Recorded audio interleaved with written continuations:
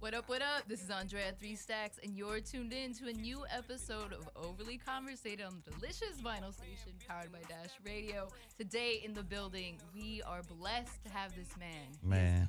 Not only an artist, he is also an activist. Yeah. He's been making a lot of changes in Watts. Man. Working with the Clippers. Man. Let's give it up for Watts Stix. Hey. She just lied to everybody listening. I'm not doing anything. No lies, all the facts. Let's introduce everybody in the building. It's Victoria, V12. It's your boy Santino McNaughton, aka Buttermilk Jesus. We out here. To my left, we got the one, the only. Let them know who you are, bro.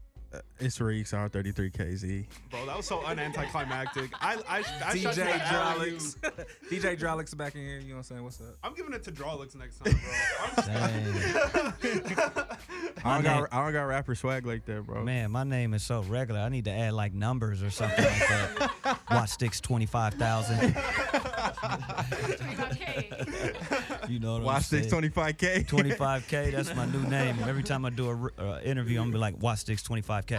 Easy. That's actually hard. That is Yeah. hard, Even not just- gonna lie. That's my interview alias.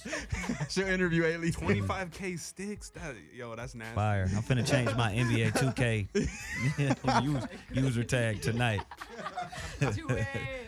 You know what I'm saying? All right, Stix, let's get it started. What's good? So you started as a crump dancer, Man, you dug deep. and you were a member of a punk band, Life 9, Yeah, man, y'all dig really deep. and you helped launch Iggy Azalea's career. Wow. People need to Wow. know these things. Man, no one knows anything. That's obviously. You guys feel good right now. Obviously, no one knows. Yes, yeah, man. Crump dancing, one of the founders of the whole crump dancing movement. I created a group called Cartoon Family, right there in Watts, in the homie house. We was smoking weed. I don't smoke weed no more. Don't do drugs. But if you do drugs, that's okay. Nah, we was chilling, smoking weed, and this one clown dancing was at an all-time high. Tommy the Clown. And I don't know why I was on some hater stuff this day. Maybe it was the weed we was smoking. And I was like, yo, I don't like clowns. Let's just take out every clown dancer that there is. And then the homies was like, cool, let's do it. Y'all took the streets by storm. Yeah, man. And then that's when I came up with the name. I was like, he was like, well, what are we gonna be called? I was like, cartoons, because cartoons don't like clowns. Hey, that's true. And that's how it happened. And then we just start getting off. And next thing you know, the greats like Lil C, Tight Eyes, Miss Prissy, for those who know the crump world, they end up dancing for my group. And we created crump dancing on the street called Aprilla in Compton. Wow. So that's where we created the actual dance genre. And we used to get laughed at and booed and stuff at like Dance Carnival and all of this stuff with all of the I was the sacrificial lamb. Like I was the first one to get booked for like commercials and stuff, and then the agencies would like get together and be like, no, don't let him get that commercial. Like we'll walk if you let him get that commercial because he can't do choreography. I got 2 left feet. I can't pick up a step or nothing, but I back then I'll get off on you though. So like I was a sacrificial lamb. I took a lot of lumps for like crump dancing, and then David LaChapelle actually called me to get the crump dancers on Rise, and then I was against it because he didn't want to pay nobody, and I told him on the phone. Can I curse? Yeah. We was on the phone and he was like, well, I'm gonna do this with or without you. I was like, man, I'm just saying, like, we from the hood, like it's going to theaters, you should pay us. He was like, nah, it's exposure. And I was like, nah, fuck that, I'm gonna tell nobody to do this shit. He was like, if you tell anybody not to do it, I'll make sure you never work in this town. And I said, fuck you. And he hung up in my face and he still did the movie. I respect that. And nobody got paid. Damn, that's hard. No, yeah, super. And after that happened, I was like, fuck crump dancing. I'm about to rap. So how did you transition from then you helped Iggy? Man, so I started the rap thing first, and I'm just like the first person to play my music in LA was Steve Harvey. Interesting enough. Yeah, Wow. he had this thing on this is when he was on like 92.3. I ain't never told this story on I radio. remember 92.3. Man, I ain't never told this story. This is the first time. And he had this thing called, it was something on Mondays or Wednesdays or something where he played like new artists from LA. And I had this song called Streets, and I sampled a song. It was Looney Tunes. Dun, dun, dun, dun, dun, dun, dun, dun, dun, dun, dun, dun, dun. Like we sampled that, and I did a song over that. And Steve Harvey played it. He was like, "This is special. We need to support more artists like that." And he was like, "You from Watts too? That's crazy. Like I don't know a lot of rappers from Watts at the time." And then Power 106 played it like that same day. And then I ended up doing an album with Bobby Valentino when Slow Down was popping. Oh I my. remember you did Yeah. because so it was Yeah. next to Both Worlds. Yeah, right? yeah. It was like when Bobby Valentino had the #1 song in the country with Slow Down, and we put an album out like the next week. And it was like owned by me. Like I'd pay for everything. How did you link with Bobby Valentino? Man, that's a long story. We're Okay, gonna run out we of don't- time, we man. don't have time for that one, but No, it's yeah. crazy though. It's like Noted. it's a girl involved, and there's like a cousin. You sound like- She was getting wined and dined, and I told her she was the homie. I was like, hey, it was like Bobby's manager. I was like, hey, that's Bobby's manager. Like, do whatever you got to do, but like, tell him to connect me with Ludacris so I could get signed with DT. It was some crazy shit. But anyhow, we ended up doing the album. We did the album in 3 days, put it out like 2 weeks later, and it was like cracking. We moved like maybe 60, 70,000 units independent. Before independent was like independent. Right. Wow. Like Now it's I the- put it on the thing CD to do. Baby. Oh, Yeah, shit. straight up. CD Baby when it was Oh, like you take me nobody back. was on CD Baby, and like I was independent before independent was independent. You know what I'm saying? And then we skip forward. I joined a rock band because I was working with the homie Tyrese. Shout out Black Ty, Tyrese. Also Fast from and the Watts. Furious coming soon. Also from Watts. You know, Transformers, all that. Get a bar. Watts niggas doing it. And you know, first I was let me give y'all some real history. First I was in a group with BJ the Chicago Kid. It was called Rehab. And me and him went on tour with Tyrese. And he just couldn't get along with Tyrese. They energies couldn't Yeah, I was match. about to say that sounds like a super group, low key. Yo, What? no, it was me and BJ. This shit was so fire, dog. Like we was like I still got the music to the day. Like no one will probably ever hear. No, you gotta bring some exclusives. Yo, to the I show. dropped Like, my I wanna fucking- hear some. And so that didn't work out. And then I end up joining a rock band, and I created the name called it Life 9. It was me and 3 other members, and the group broke up because the lead singer got jealous and was like, he was like, Stix shouldn't be the front man. I should be the front man. I'm the singer. He's the rapper. It's kind of weird. And I was like, I don't care. Like, be the front man. Do it It's, then. it's just my energy on stage was just so dynamic and electric. It's like hard to like stand next to me and perform. Like, I don't care who you are. And Dougie Fresh taught me that. Ooh. And so excuse me. After that, man, then I jumped in a group with it was like 4 other members, and it was like almost like Pretty Ricky, but it's like more thuggish. It's a singer named Luke James. Curtains. Another singer named Q, and then the dude, I'll Be Back. I'll Be Back is actually in that movie ATL. He played Brooklyn. Right. Okay. So we were a group called Sax Fifth, and we did like 10 songs in like 6 days. And like everybody was coming to our studio sessions, like Chris Robinson, Jesse Terrero, like all of the executives, because we would give a performance and we would perform all 10 songs like it was a movie Oh wow. at the studio, and it would be like a studio full of girls and all kind. It was nuts. It was like a play. It's like a play, but nobody's like production companies could come do the business, so everything fell apart.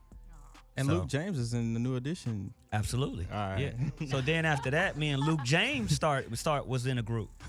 You were all over. Yo, My it's like whatever the goodness. fuck needs to happen needs to happen. Needs to happen. That didn't happen because we couldn't find the time to finish everything. So then we skipped forward.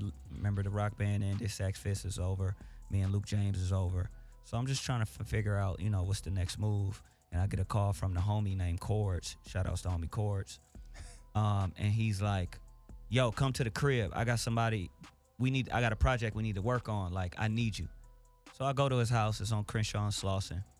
Is Chords on 1500 or no? Well, we all family. Yeah, we all family. So, Chords played me this video. It's this girl, she's rapping.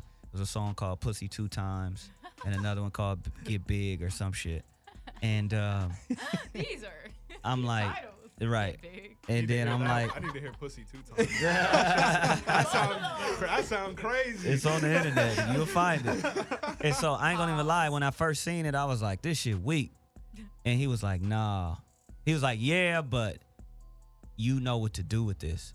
If you go into the studio, you develop it, you do your little Stix magic, and we put the marketing plan together, like who our audience is. Like, you understand all of that shit, and you get in the lab with her, like performance wise, she gonna be a star. So I was like, I fought him for like 2 hours. After we was at the studio for like 2 hours, I fought it.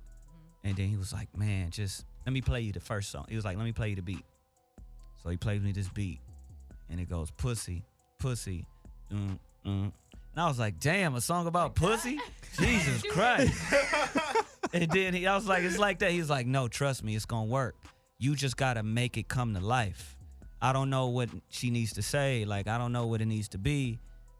And I just said, fuck it, man. And at the time, I didn't even curse in my raps on my own shit. And I was just like, man, I don't curse when I was like, nigga, it ain't for you. It's for her. And so I went in there and did it in like 15 minutes.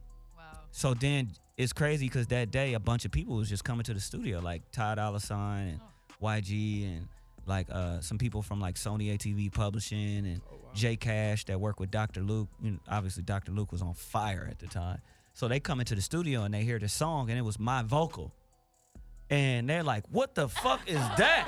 That shit hard. And so Chords is like, dang, like y'all wasn't supposed to hear it. It's not even like this is The reference track. yeah. It's not even the track And they like, track. we don't even care. Like this is a hit. Yeah. And then so that's when I was like, oh shit, this is it. So then Chords called Iggy Azalea. And he called Iggy and was like, come to the studio. We got a song that you need to record. She come to the studio. Everybody's there. She already mad that everybody heard the reference track, for one. And then she was like, I'm not doing another song about my pussy. And so Chords is like, shut the fuck up and record the song, man. It's a hit. He was like, no one cared. Pussy 2 times is weak. Record this motherfucking song. Like, you know, I'm exaggerating and animating the story, but it sounds better me telling it. Yeah. So next thing you know, she ends up recording the record. She finished it, and we all listening back like, holy shit. So then we like, all right, let's shoot a video. Chords asked his grandma, can we use the house? So we shot this shit in like in Crenshaw District. Like this is some word. real, like we recorded the whole project on Slauson and Crenshaw, on 9th Ave and Slauson. 9th Ave and Crenshaw. Like the shit is like crazy. And so when we did that song, and then we shot another freestyle called Look Out for Drugs, where we took like Kendrick Lamar's rap, and then I rewrote the words Oh, and is like, that, look out for detox? yeah, You know? exactly. So we Nice. redid that and said, because Drugs was our crew. That's the name of our crew when we get together. And so it was called Look Out for Drugs. And so she did that. We shot the video. We put Pussy out first.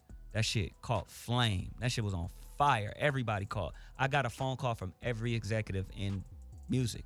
Wow. Like, yo, Stix, what's up? Like, we want to sign Iggy. Like, bring her to the office like today. Wow. And I'm like, dang. And our manager, shouts out George, but he was stupid and slow at the time. So it took us a while. And I was trying to keep, me and Chorus was trying to keep control of it. But, you know, when it's other people involved, it's like, Yeah. it's hard. And that was our manager. So anyhow, long story short, the next song we did, we was in the studio. Chords plays me a beat. And he was like, I'm saving this for Dr. Dre and Jay. Dr. Dre, no, he said, I'm saving this for either Detox or I'm saving this for Watch the Throne. Oh shit. What? And he plays me the beat. And I was like, this motherfucker is crazy. I was like, why are we giving this to them? We need to give it to Iggy. And he was like, nah, man, I'm finna get it. I'm Jay, like Hov. Dr. Hove, like Kanye. Like, I was like, no, this our artist. Like, we got to give her the best shit. And he was just like, he got mad and he just left the room. And I just pressed play and wrote that shit in like 5 minutes. That's first, I swear, as soon as I laid down on the ground and I was like, my world, Ryan Vicious, white girl team full of bad bitches. I was like, that's it, let's go. Turn that motherfucker on. And then next thing, I called Iggy this time. I was like, hey, I got the song that's gonna change your life. She came to the studio, listened to it. She was like, let's record it. This shit fire. Nice. After that, we finished the rest of the project, put out Ignorant Art, and boom, that's when it happened. Yeah. Just like Damn. that. Yeah. So, That was like artist development and everything. oh man, I mean, all the way You from did it all. all the way from sitting there and be like, yo, you like if Eminem and Lady Gaga had a baby, that's what you would be. And then I was like, man, your biggest audience gonna be the LGBTQ community. You had it. The demo. Yeah, I and did You know, Yeah. everything. 100%. Yeah. I said Hispanic speaking. And I was like, African Americans, they'll like you for a short amount of time because then they gonna start seeing that this shit ain't real. Like, no, straight up. I was like, and then I was like, yo, that shit that you be buying that you can't afford, like Giuseppe's, and I was like, you need to keep wearing that shit because everybody like to buy shit they can't afford, and you gonna tap into that shit in people's psyche. And she just did everything that we used to talk about. And then if you really listen to Iggy Art, you will hear the lyrics say these things. You know what I mean? And then, shit, Iggy Azalea was born. So then after that went south. Literally, and T.I. came. Nah. Shout outs Tip. I got it. Nah, but after that kind of fell apart. I was like, yo, man, like, the fuck is happening? Now you're writing theme songs for the Clippers and MLS. Yo, that shit came out of nowhere. Like, how do I even start that? So first things first is I created a formula. I understand marketing. Like, I study neurology. I understand human behavior. I study like science and all of these different things, and the way, you know, a person reacts to different things, emotional attachments. I read a bunch of books. Power of Moments is one for everybody listening. And Biology, Buyology. Dope books in regards to marketing. And so I had a friend who worked at Diageo Diageo owns Ciroc, Don Julio, Captain Morgan, Tanqueray, Kettle One. They own all pretty much Smirnoff, pretty much all of the big liquor brands. And he was right under the CMO. And he's like, yo, we need to like fix Tanqueray, like it's losing. And so long story short, I was like, all right, me and him got together. I was like, let's do a theme song. Like, let's bring hip hop into the fold. Hip hop is like the gateway to everything. And I was like, let's do a song and let's put a campaign together, creative content. And we pitched to them, instead of doing product placement with a bunch of different artists, spending millions of dollars, just put up like $2-3 million on like a new artist, a mid-level artist, and a supreme artist. And it was like, all right, let's see what happens. So it was me as the new artist, Ty Dolla $ign as the mid-level artist, and Snoop as the supreme artist. Love it. And Ty Dolla $ign really didn't do nothing, but shout out to you, that's still on. So me and Snoop went on tour. Yes. We went on tour together, you know, put Tanqueray everywhere. I created a song called On 10. It's, you know, it's online. On 10 is for Tanqueray 10. And then we did like some creative content. I shot a couple videos and like just dope shit. And then Radio 1 had ended up picking up On 10 and playing it for like 8 weeks straight. I was getting like 200-300 spins a day for 8 weeks straight on this On 10 record. And so by the time Diageo looked up in 10 months, sales had went up 13%. Nice. Did that. And I was like, damn, this is the formula. So then I'm always trying to think of what no one else is doing. I was trying to get Adidas to cut me a check, straight up. Nice. And so I'm like, man, how can I get an Adidas, man? They got Kanye, they got Pharrell, like it's popping. Like that seemed like where it needs to be. Yeah. And so I performed at an event called Crush Groove. Oh, yeah. And so The Crush radio. Groove, I needed something to wear. I was like, I'm gonna buy something Adidas. So I end up buying a LAFC jersey, not knowing it was a LAFC jersey. I just seen that it had Adidas. And so I wore it on stage. It was 18,000 people. It was on Getty Images, Wire Image, whatever. The rep from Adidas was like, sent it to the head of marketing at LAFC, the soccer team, and was like, yo, y'all better get at Stix right now. Keep in mind, this LAFC first season in MLS. I don't know any of this. So shout outs Rich Orozco. He's a visionary. Like he's like a marketing genius. He seen it and was like, invited me to a match, a LAFC match. I went and it blew my mind. Like the experience at LAFC is ridiculous. Like the energy is electric, and it's a bunch of people that look like us, like just cool and chill and chanting from beginning to end. It's like you can't find it nowhere else in no other sport. So anyhow, I seen that. I went to a few more matches. I was like, I'm trying to get in there. I'm really trying to be a part of this. And so I made a song. I recorded the chant. They was chanting at in the stands. And 32, it's a group called 3252. That's the north end. of the stadium, and I recorded it on my phone. Went to the studio. Me and my boy, we produced it, and I did that shit in like 15 minutes. Beautiful. and so I sent it to Rich in the WhatsApp. He was like, he just wrote, question mark. He was like, do you mind if I send it to a couple people, see what they think? I was like, cool, send it up. Next thing I know, 10 minutes later, my picture and the song was on like hundreds of people's pages. This is the supporters group. These are the supporters so he sent it to them to see what they would think. They was like, oh my God, nobody, he did an anthem for us. This is crazy. And it just took off from there. So then from there, I told Rich, I was like, yo, we can make this bigger than just like plug me with MLS, like the whole league. And I've created an initiative to merge the black and brown community by bringing hip hop to soccer. And so they were like, yo, this is genius. Like, what's the first thing we do? I said, let's shoot a video to this song. It'll show the unity, and it'll show hip hop. It'll show soccer. Soccer is the biggest sport in the world, but in the United States, it's the fastest growing, but the slowest growing at the same time. So I was like, let's put this video out. Everybody got to get behind it and blow it. Adidas came in. They was a part of it. MLS was a part of it. LAFC. Everybody's a part of it. But they was scared because it was such a new thing, and they didn't know how the people was going to react to it. So I put the shit out on my Instagram, and that was it. That shit jumped up to like 20, 30,000 in like fucking hours. And this is just organic. This ain't no boost, no fucking advertise, no nothing. This is real people. This is, and you can see in the comments, people are like, whoa, what the fuck is this? What, whoa, this is crazy. This is dope. First ever hip hop anthem for a soccer team. Ever. So I made history with that. So then, after that, they started to see how involved I was in the community. So they was like, we want to get behind anything you do. So I did like a Secret Santa where I donated like groceries and toys and Christmas trees, like a bunch of shit to just unfortunate, underprivileged houses. And I had 3252 do it with me. And so they were like, yo, you like a real man of the community. You are. You helped like ex-offenders. Oh, man, all you of that. refurbished basketball courts. I'm going to and get you to did that right with the now. Clippers, Yeah, right? I'm going to do that right. I'm going to get to that right now. So what happened after that? DJ Dents, shout out DJ Dents. He's the official DJ for the Clippers. He reaches out and was like, hey, I need a theme song for the Clippers. I was like, say less.